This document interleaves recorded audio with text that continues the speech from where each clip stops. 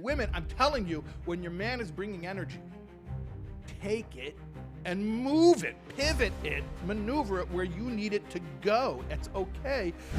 So why do some men, women ask this question, usually about their husband. Why do some men think that they can get away with doing nothing but bringing home a paycheck?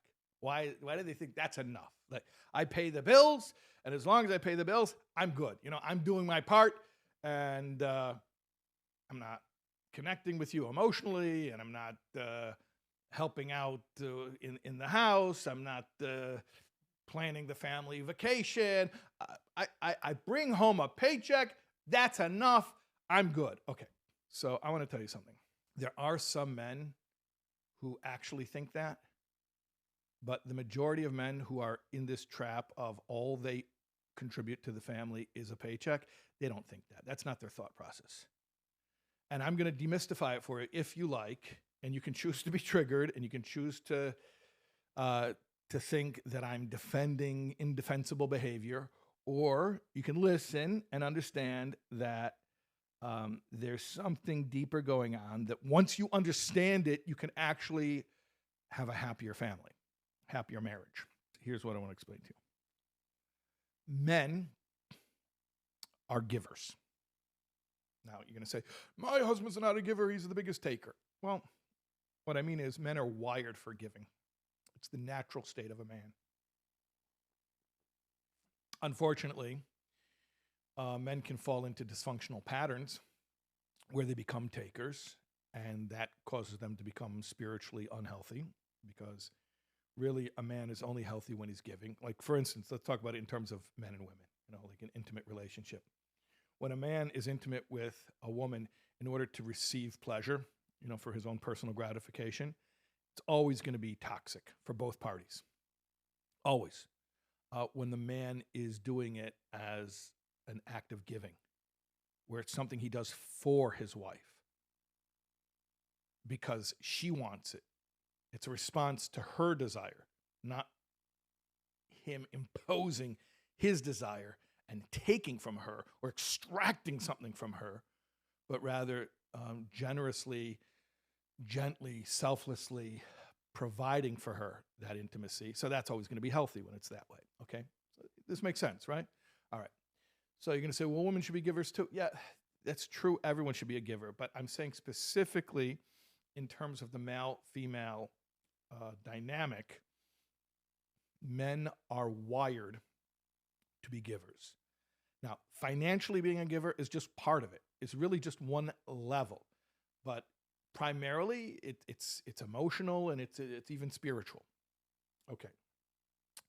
Now, here's the thing. Givers give when what they give is received. I'll give you an example that has nothing to do with male-female dynamics, so maybe we'll make it a little bit more emotionally neutral. But here's a metaphor. Think about a teacher-student. A teacher sits in a class with thirsty students who are hanging on every word, who are imbibing the teachings. That teacher will never get tired from teaching.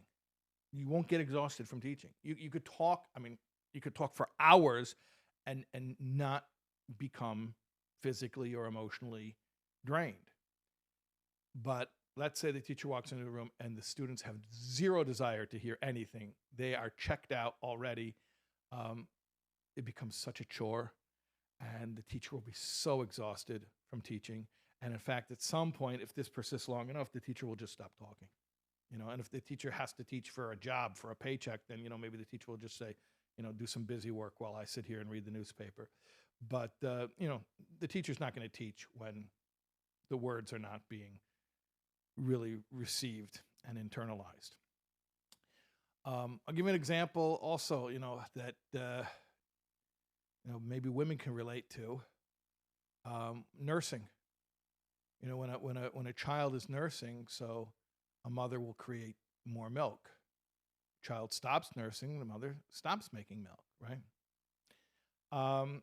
That's just like every giver recipient, that when what you're giving is received, you're going to always make more. When what you're giving is not being received, you're going to stop making it. So here's the thing. And you can go to the comments right now and tell me that I'm being a misogynist. You can accuse me of that. I'm going to say a painful truth, and you can do with it whatever you want. One of the traps that married women fall into is not realizing how to deal with the way masculinity works. The way that it works is the more you receive, the more you will get. Because the more you receive, the more he will create, the more he will make, the more there will be ample, abundant flow. The less you receive, the more he'll dry up, he'll shut down, or find other forms within which to express himself. Now, I am not saying, look me in the eyes, I am not saying for a moment that women need to receive everything their husbands give to them, because some things are abusive. If someone walks in the door and starts yelling at you, I'm not telling you to receive that. If someone starts to berate you like a child, I'm not telling you to receive that.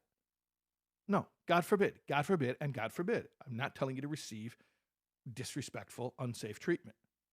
What I am saying is this, that when a man, let's say, makes a suggestion, where should we go on our trip?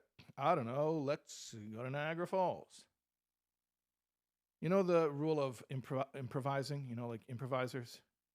They call it yes and.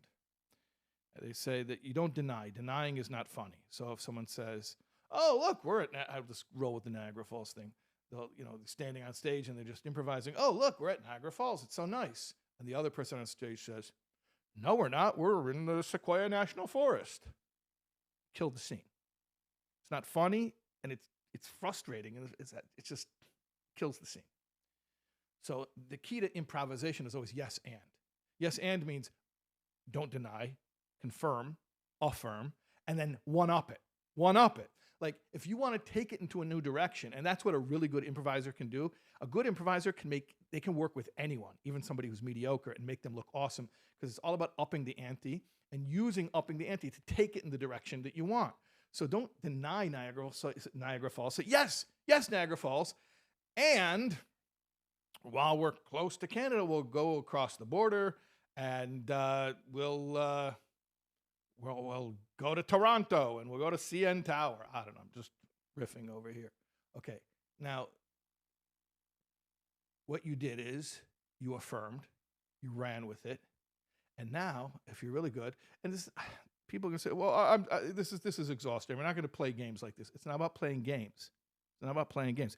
It's about knowing how to maximize the emotional energy that your partner is going to bring to the interaction, so that you don't end up being exhausted, truly exhausted, where a woman gets to a point where she says, my husband will not initiate, he doesn't come up with any ideas, the kids have a vacation, we have to take a trip, he won't even come up with anything, he just wants to sit on his chair and look at his phone, he doesn't even come up with any ideas. What I'm telling you is that in many cases, he said Niagara Falls and you said, no, Sequoia National Forest.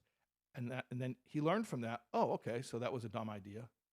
That was a dumb idea. I just, I won't make suggestions. And now a lot of women will say, well, he's pouting. He's pouting. Grow up. Be a man. You could say that, and you can be indignant about it. But what I'm telling you is, it's not pouting. It's being a gentleman. He made a suggestion. The suggestion was rejected. Okay, no problem. I'll keep my mouth shut. He's not doing. No, some men are doing it passive aggressively. I'm not going to pretend that doesn't happen. Yeah, some men are like, you don't want to hear me? Fine, I won't speak. I'm not talking about that. I'm talking about a good man who genuinely wants to make a contribution, but every time he made an attempt to, his wife shut it down. Okay, so he learned from that. All right, so don't put yourself out there. You're just annoying other people and making a fool of yourself. What happens is, after this becomes the pattern, okay, once this has become firmly established as the pattern, where he basically feels that any idea that he suggests, Let's go out for dinner. Let's get Italian. No, let's get Chinese. I'm not telling you, by the way, that she's not allowed to get Chinese food. If she wants Chinese food, she can get it. A smart woman, an emotionally intelligent woman, will be able to get Chinese food by saying yes to her husband's Italian food. Because I want to tell you, at the end of the day, he doesn't care if he's a good man. Okay, I'm not talking about somebody who's emotionally immature. I'm talking about a good man. You can pivot. You can yes and the Italian food to the Chinese food if that's what you really want. But what I'm saying is, don't shut it down. When you put up a wall and you say, no, that's not what I want. Okay, so then he retreats.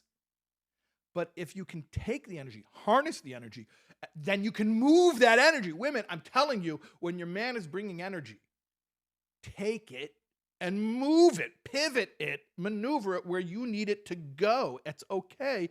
And what happens is, because you took his energy, even if you have to reorient it to a better direction, but you took his energy, he's going to make more energy. He's going to bring more energy. And you're not going to feel exhausted and abandoned and neglected and bored and frustrated. You're going to feel like you have a man who's bringing energy, which is what you want, right? Okay.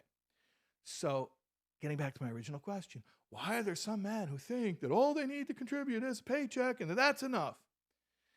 Well, maybe there are a few very immature men who have that notion, but the majority of cases where this is the dysfunction in the family, where it originated, is that he got slowly reduced to a money-making machine because that's the one thing he contributes that isn't rejected.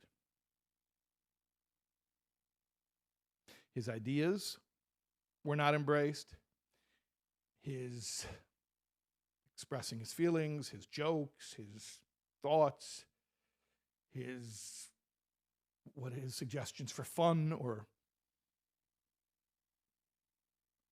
whatever it is, he put it out there and it was met with, no, that's not practical, or don't you know that the kids can't go on that kind of trip because this kid has a peanut allergy or whatever, and she's right. And I'm telling you, she shouldn't. If you can't go to a certain thing because of the kid's peanut allergy, it's fine. Don't shut it down. Yes, and then, like I said, take the energy and maneuver it where it needs to go. And again, women can say, this is exhausting. I'm not going to do this. You're exhausted already. You're exhausted already because you have a husband who's not a party to, this is your complaint, right? This is the initial premise of this. What I'm talking about here is that, you're exhausted already because you don't feel that you have a partner. So what I'm telling you is that many men who are in this mode where the only thing they're bringing to the relationship and to the family is money is because that is the only thing they bring that is received. And I'm going to repeat that again.